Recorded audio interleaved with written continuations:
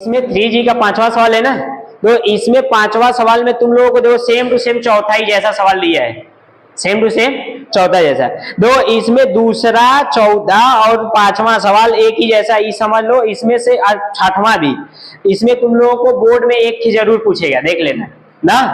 तो देखो इसमें देखो 5वां सवाल बच्ची क्या बोल रहा है कि यदि किसी भिन्न के अंश में 6 जोड़ दिया जाए तो भिन्न का मान 1/2 हो जाती है। यदि उसके हर में 7 जोड़ दिया जाए तो वह 1/3 हो जाती है। तो वह भिन्न ज्ञात कीजिए। तो फिर बोला हुआ भिन्न, तो मान लो क्या है, माना हुआ भिन्न क्या है, x/y। तो आराम से लिखना कि माना वह भिन्न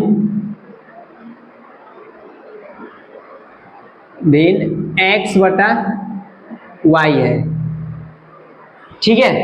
आप बताओ x/y ये दिख रहा है ना जी, उसमें ऊपर नहीं जा रहा है, नहीं। देखो ध्यान सुनो, उसमें लिखना प्रश्नानुसार, क्या लिखना, प्रश्नानुसार। दो प्रश्नानुसार, उसको कुछ मत करो। देखो प्रश्नानुसार में इसमें क्या बोल रहा है, जैसे जैसे बोल रहा है वैसे वैसे कर लो। तो देखो प्रथम शर्त में बच्ची क्या बोल रहा है, ये यार प्रथम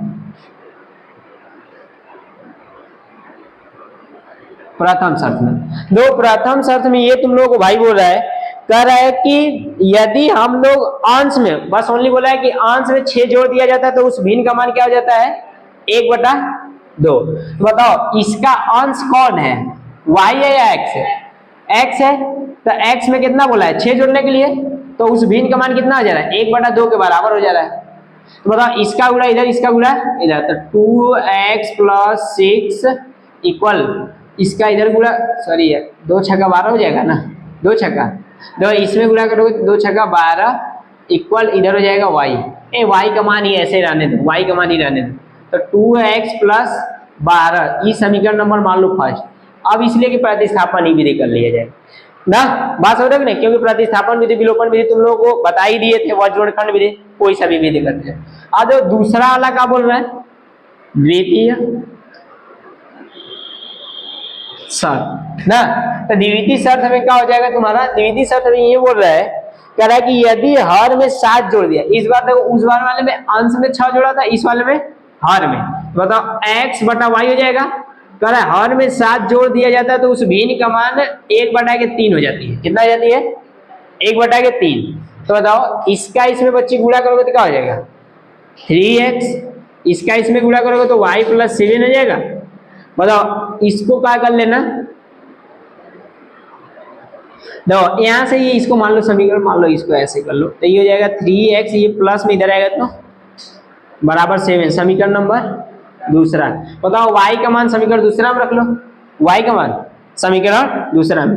तो बताओ y का मान समीकरण दूसरा में रखने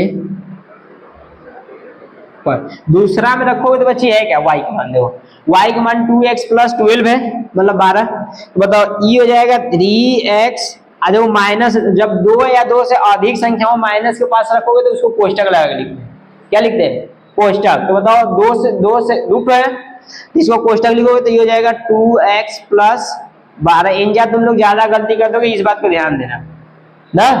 तो बताओ ई माइनस है तो सब में गुणा करेगा, तो बताओ ये हो जाएगा 3x, दो ई प्लस में किसमें, माइनस, प्लस माइनस माइनस, आई भी प्लस में तो किसमें हो जाएगा, माइनस में। ये हो जाएगा 12 = 7।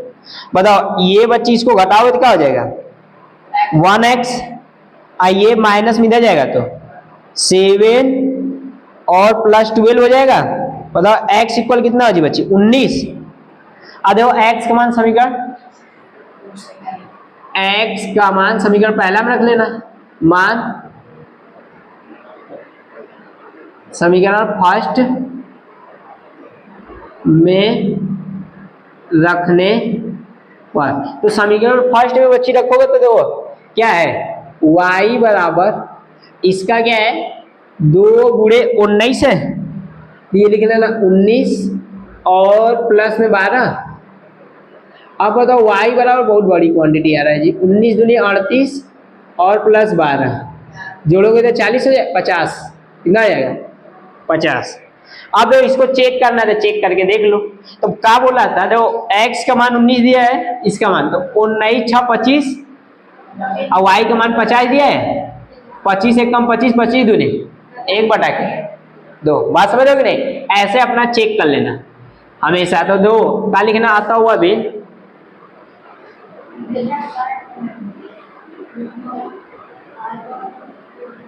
मीन x बटा y बराबर बचे कितना है 19/50। ये तुम लोगों की इच्छा रहेगा तो ना लिखोगे तब भी कोई दिक्कत नहीं, बस डायरेक्ट लिख सकते हो कि अतः हुआ भिन्न 19/50। ठीक है, छाप लो।